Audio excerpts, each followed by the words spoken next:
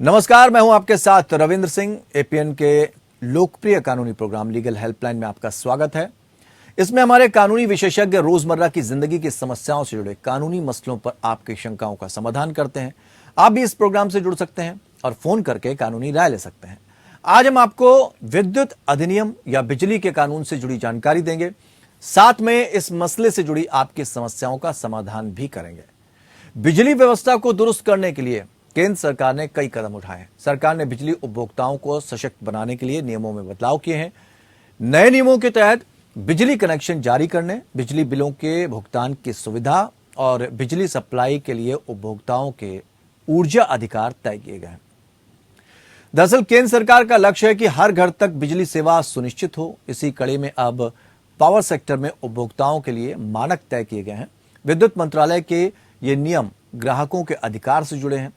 सरकार के नए नियमों के मुताबिक बिजली सप्लाई के बारे में ग्राहकों के पास बिजली वितरण कंपनियों से न्यूनतम मानक सर्विस हासिल करने का अधिकार है। अब कोई भी ग्राहक बिजली के बिना नहीं होगा। सरकार का लक्ष्य हर घर तक बिजली पहुंचाने का है।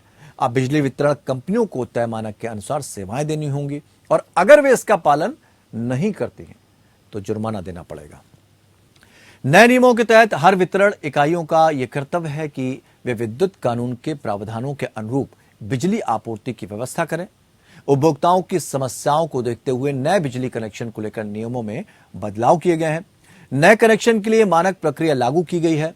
नए बिजली कनेक्शन के लिए ग्राहक घर बैठे ऑनलाइन आवेदन कर सकेंगे। शहर से लेकर गांव तक बिजली के नए कनेक्शन को लेकर नए प्रावधान किए गए हैं।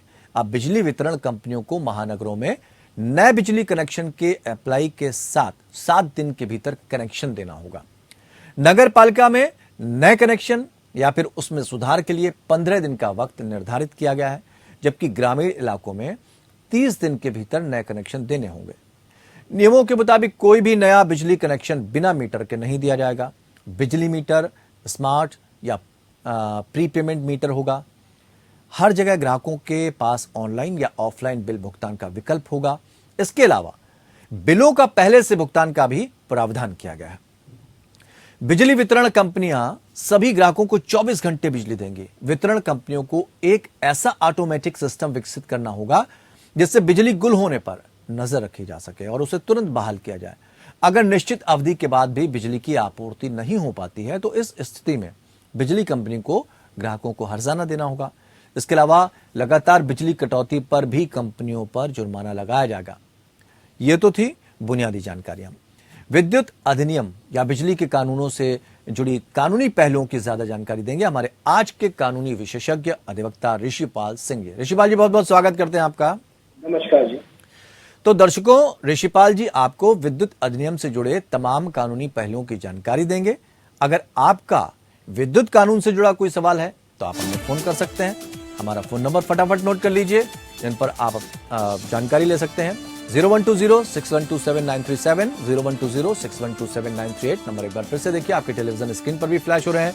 01206127 01206127 इन नंबरों पर आप संपर्क कर सकते हैं और जानकारी ले सकते हैं। बिजली उपभोक्ता के कानूनी हक क्या होते हैं, ये आज का हमारा विषय है, जिस पर हम इन सवाल और जवाब को बढ़ाने जा रहे हैं पूरे सिलसिले को।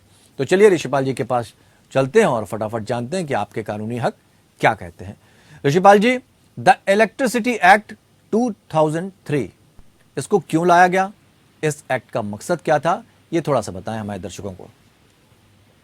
रविंद्र जी, आप थोड़ा सा आपसे 20 वर्ष पहले या 25 वर्ष पहले या 30 वर्ष पहले जो बिजली की आपूर्ति थी और जो जिस प्रकार से मीटर लगाया जाता था, लंबी लंबी लाइन लगा करती थी और आप देखते थे बहुत बार एक मतलब लॉकआउट होता था गर्मियों के अंदर, कई कई घंटे बिजली नहीं आया करती थी जी। और जो बिजली की चोरी है वो बहुत अमूमन हम लोग देखते थे जी। तो इन सबके चलते एक ऐसा माहौल बना, एक ऐसा समय आया कि लोगों ने और बिजली कंपनियां या पूरी व्यवस्था ने को महसूस होने लगा कि जब तक इलेक्ट्रिसिटी एक ऐसी बुनियादी आवश्यकता है, उसको जब तक वो सुचारू नहीं होगी तब तक आप इस क्षेत्र के अंदर अपने आप को समझिए एक ऐसी आवश्यकता है जितना हमें बिजली की आवश्यकता ऐसी होगी, जैसे समझ लीजिए एक पानी की आवश्यकता होगी, जैसे पानी के बिना एक व्यक्ति नहीं रह सकता, वैसे विशेष तौर पे महानगरों के अंदर बिना बिजली के नहीं रह सकता। अब अगर बिजली की आपूर्ति सुचारू रखनी है,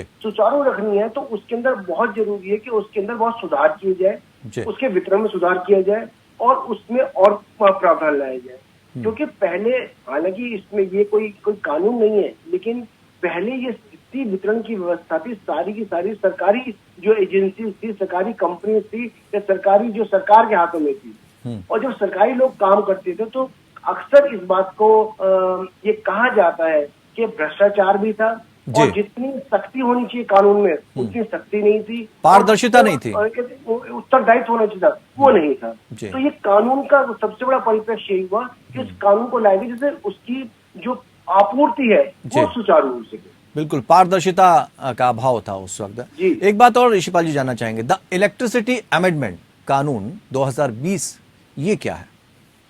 देखिए 2003 के अंदर ये कानून लाया गया। कानून लाने के बाद लगातार बहुत बार इस कानून के ऊपर ये विवाद हुआ कि इसके अंदर जो बिजली कंपनियां हैं उनको शक्ति ज्यादा दे दी गई है, जो जिस तरह से वो बिजली की जो चोरी का निर्धारण करते हैं वो निर्धारण का तरीका है वो तरीका भी गलत दे दिया गया है। उनकी जो उनके अपने ऑडिट होते हैं वो ऑडिट नहीं हो पाते और जो उसमें जो सब्सिडी गवर्नमेंट जो प्रोवाइड करती है वो सब्सिडी नहीं आ पाती। इसके अलावा जो कंपनी, ठीक है कंपनी को अधिकार तो सारे दे दिए, लेकिन कंपनी की जिम्मेदारियां क्या है, उनके अपने दायित्व क्या है।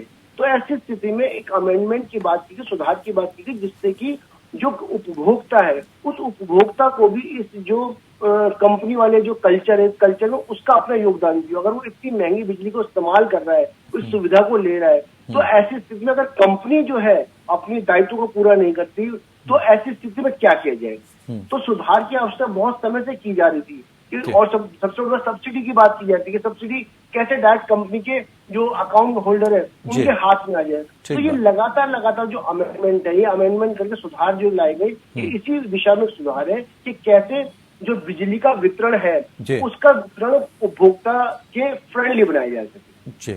एक बात और समझना चाहेंगे, मान लीजिए कोई व्यक्ति बिजली चोरी अगर करता है तो बिजली चोरी करने पर कितनी सजा है और किस तरह के जुर्माने का प्रावधान है? एक तो रविंद्र जी आप ये समझिए, जैसे एक आम बोलचाल में लोग कहते हैं कि अगर बिजली चोरी का कोई केस बन जाता है तो ठीक है जी, हम इसके अंदर जुर्माना दे देंगे, केस खत्म हो जाएगा। अगर मान लीजिए हमने 10,000 की बिजली चोरी करी और 10,000 का हम बिल का भुगतान करने को तैयार है, तो ऐसी स्थिति में जो क्रिमिनल जो लायबिलिटी है, क्रिमिनल नेग्लिजेंस या क्रिमिनल थेफ्ट जो है वो तो खत्म नहीं हो जाती। तो इसलिए ये प्रावधान पर दोनों लाए गए कि जो अगर आपने जो चोरी करी है, चोरी तो आपको पैसे देने हैं, लेकिन अगर आप चोरी का जो प्रावधान है वो भी इसमें लाया गया कि अगर कोई व्यक्ति लगातार इस तरह काम कर रहा है और अगर लगता है कि उससे बहुत बड़े पैमाने पे लॉस हो रहा है तो उसमें अधिकतम जो सजा है वो 3 साल तक की सजा है। यानी ऐसा नहीं है कि केवल ये उसका हक नहीं है, ठीक है कि मैंने बिजली चोरी करी है, आज मैं आपके पैसे आपको मैं दे देता हूँ तो बात खत्म हो जाए, इतना नहीं है। कानून को ऐसा बनाया गया कि चोरी करना जो अपराध है उस आपराधिक गतिविधि का भी जो खमियाजा है उस व्यक्ति को चुकना पड़े जो व्यक्ति चोरी करता है। यानी आगे से ध्यान रखे व्यक्ति कि इस तरह ऐसा नहीं है कि आप पैसे देने से बच जाएंगे, पैसा सब कुछ नहीं, आपको पता चल जाएगा अगर आप गलत काम करते हैं कि बिजली चोरी का मतलब क्या होता है, क्योंकि उससे बाकी लोगों पर भी असर पड़ता है।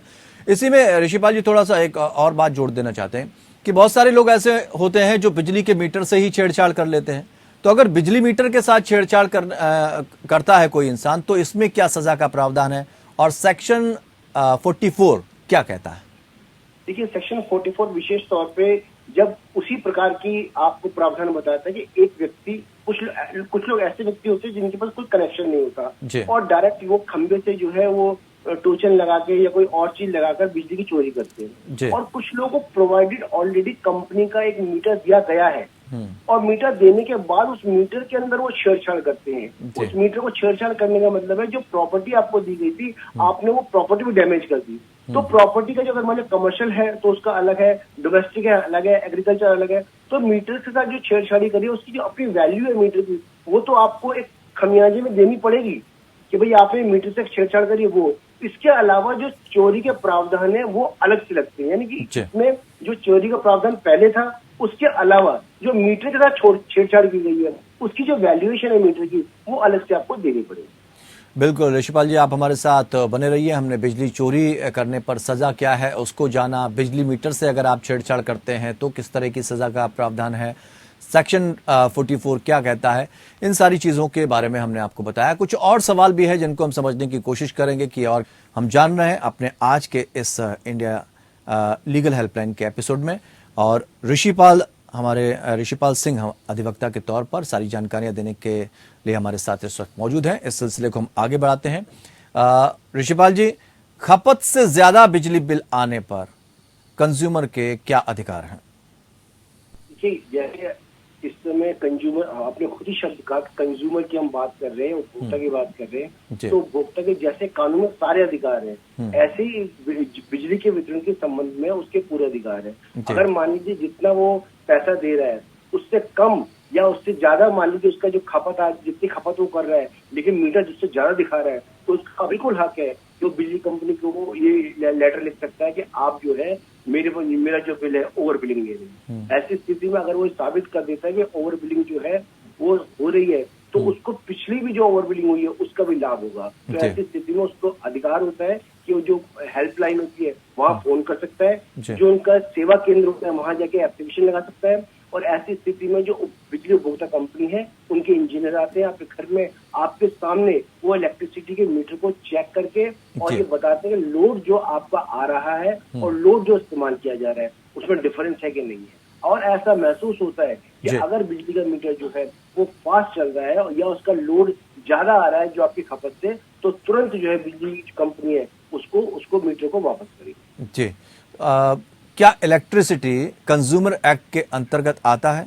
क्या कोई ग्राहक कंज्यूमर कोर्ट जा सकता है? देखिए, जब आपने खुद ही का उपभोक्ता है, अगर वो मान लीजिए उपभोक्ता है तो उपभोक्ता को ये अधिकार होता है कि जो सर्विसेज ले रहा है, अगर उस सर्विसेज में जितना वो पैसा दे रहा है उसकी त्रुटि हो रही है, कंपनी किसी भी तरह से त्रुटि कर रही है, तो उसको पूरी तरीके से उसको एक अधिकार है कि वो जा सकता है कि उस त्रुटि के संबंधित उन जो आशंका है उन आशंकाओं को बता सकता है और उससे संबंधित जो भी उसके उपाय है वो प्राप्त कर सकता है। जी, विद्युत नियामक आयोग क्या है, इसका क्या काम होता है और उपभोक्ता इसमें कैसे जा सकते हैं? देखिए, विद्युत नियामक आयोग जो होते हैं अधिकांश जब भी इलेक्ट्रिसिटी संबंधित मान लीजिए कोई ऐसी स्थिति आती है जिसमें आपको लगता है कि जिसमें पूरी तरीके से ये एक्ट लागू होता है, जैसे मान लीजिए आपको ये बिल बनाया गया, बिजली चोरी करने के बाद जो आपको एक्ट बनाया गया उसमें जो बिल बनाया गया वो बिल में कोई भ्रांति आ रही है या आपको लग रहा है कि बिजली चोरी का जो केस आप पर डाला जा रहा है वो केस ही गलत है, या आपको लगता है किसी तरह से जो कंपनी का अधिकारी है उसने आपके अगेंस्ट में जो केस बनाया है उस केस को बनाने में गलती की है, तो ऐसी स्थिति में नियामक के पास आप अधिकारी के पास जाकर उसको बता सकते हैं कि भाई आपका अधिकार ये है कि जिस तरीके से केस को बनाया गया वो केस कम्प्लीटली फॉल्स केस है, या उसमें जो बनाने में जो आपके अगेंस्ट में फाइन बनाया गया है, आपके अगेंस्ट में जो बिल की रेटिंग की गई है, आपके अगेंस्ट में जो एविडेंस लिए गए हैं, बहुत बार कोर्टों में ऐसा देखा है उसमें अधिकरण के अंदर एक व्यक्ति उस व्यक्ति के नाम बिल बन जाता है जिस व्यक्ति को प्रॉपर्टी से कोई लेना देना नहीं होता, तो वहां जाता है बताता है कि मेरे प्रॉपर्टी लेना देना नहीं है, केवल वहां पर आए, वहां पे अधिकारी वहां पर आए, उन्होंने प्राइमरी फैसा ही पूछा कि कौन इस्तेमाल कर रहा है और उसके नाम से जो है ये बिल बन गया, जबकि मेरा जो है इस प्रॉपर्टी से ना कोई लेना है ना देना है, ना मैं किराएदार हूँ ना यूजर हूँ ना मालिक हूँ। तो ऐसी स्थिति बहुत सारी बातें होती हैं कि जब उससे संबंधित आप बातों को उस नियामक में जा सकते हैं, अपनी बात को रख सकते हैं और न्याय को प्राप्त कर सकते हैं। ऋषिपाल जी, एक लंबी प्रक्रिया कभी होती थी, लंबी लाइन लगानी पड़ती थी, वक्त का इंतजार करना पड़ता था कि कब आपके यहाँ कनेक्शन लगेगा, अप्लाई करता था इंसान। तो आज के दौर में क्या स्थिति है? नए बिजली कनेक्शन के लिए अप्लाई कैसे किया जा सकता है और क्या इसे ऑनलाइन अप्लाई भी किया जा सकता है? बिल्कुल किया जा सकता है। देखिए, आज के दौर में आप अपने फोन से भी आप अप्लाई कर सकते हैं, आप ऑनलाइन भी अप्लाई कर सकते हैं, और अप्लाई करने के बाद जो है आपको जैसे सर्विस सेंटर होता है वहां पे आप अप्लाई करेंगे तो आपको वो टाइम देंगे कि जो उस टाइम पे आपके घर पे आएंगे और वहां पे वो चेक करेंगे कि आपको कितने लोड की आवश्यकता है, आपका कमर्शियल इलाका वो है स्पेस है या रेजिडेंशियल स्पेस है, उसमें क्या क्या चीज की आवश्यकता है, वहां पे जो वायर की कितनी आवश्यकता है, तो ये सारी की सारी चीजें जो है आप ऑनलाइन कर सकते हैं। लेकिन अगर किसी व्यक्ति को लगता है कि ऑनलाइन सुविधा उसके पास नहीं है या मान लीजिए ऑनलाइन वो कंफर्टेबल नहीं है, तो जो सेवा केंद्र है वो भी बहुत पास ही होता है, वहां जाएंगे तो अब आप कंपनी में देखिए ना, बहुत सारे जो अधिकारी होते हैं वो बाहर बैठे होते हैं और आपके सिवा, क्योंकि अब तो उनको बिजली बेचनी है, अब तो उनको ज्यादा से ज्यादा कनेक्शन बेचते हैं। जितना जी। ज्यादा कनेक्शन बेचेंगे उतनी ज्यादा बिजली बिकेगी, जितनी ज्यादा बिजली बिकेगी उतनी ज्यादा प्रॉफिट होगा। जी। तो उनको यही टास्क दिया जाता है कि जितने ज्यादा से ज्यादा हो सके आप कनेक्शन को बेचो और जितनी जल्दी हो सके कनेक्शन लगाओ। आपने देखा कि अगर मानिए इलेक्ट्रिसिटी किसी तरह से कोई लोड या लाइन कहीं खराब हो जाती है तो कंपनी तुरंत कोशिश करती है कि लाइट इलेक्ट्रिसिटी जो है रिस्टोर हो जाए, क्योंकि जितनी देर तक इलेक्ट्रिसिटी रिस्टोर नहीं होती उतनी देर तक वो सप्लाई नहीं होती, जितनी देर तक सप्लाई नहीं होगी तो उतनी देर तक क्या है, कंपनी का प्रॉफिट जो है वो कम होता चला जाएगा। तो ऐसी स्थिति में जो कंपनियां वो खुद ही कोशिश ये कर रही है कि इलेक्ट्रिसिटी मीटर जल्दी से जल्द किसी व्यक्ति को मिले और जो नियम है उसके वो भी इतने आसान हो। इवन मैं आपको इस बात में जोड़ना चाहूंगा कि आप देखोगे इवन झुग्गी झोपड़ी और ऐसे इलाके जहाँ पे परमानेंट एड्रेस भी नहीं है, तो अगर केवल डिक्लेरेशन के आधार पे, केवल आधार कार्ड के आधार पर भी वो इलेक्ट्रिसिटी कनेक्शन जो होता है, मिनिमम जो आपसे डिपॉजिट होता है उतना डिपॉजिट दे देते हैं और उतनी इलेक्ट्रिसिटी आपको वो सप्लाई कर देंगे। तो आप अगर जैसे मान लीजिए आपको 3,000 या 4,000 जमा कराया तो 4,000 की इलेक्ट्रिसिटी आपको आ जाएगी, फिर आप बिल जमा करेंगे फिर आ जाएगी। तो कोशिश की गई है कि इलेक्ट्रिसिटी कंपनियां ये कोशिश करेंगे अधिकांश ज्यादा से ज्यादा जो ग्राहक है उनके पास इलेक्ट्रिक मीटर पहुंचे और ज्यादा से ज्यादा ग्राहक जो है वैध तरीके से इलेक्ट्रिसिटी को इस्तेमाल। और प्रक्रिया जितनी आसान होगी उतना उपभोक्ता को फायदा होगा। बहुत बहुत शुक्रिया ऋषिपाल जी हमारे साथ जुड़ने के लिए। तो बिजली उपभोक्ता के क्या कानूनी अधिकार हैं ये हमने आज आपको बताने की कोशिश की। फिर नए विषय के साथ हाजिर होंगे। फिलहाल दीजिए इजाजत। नमस्कार।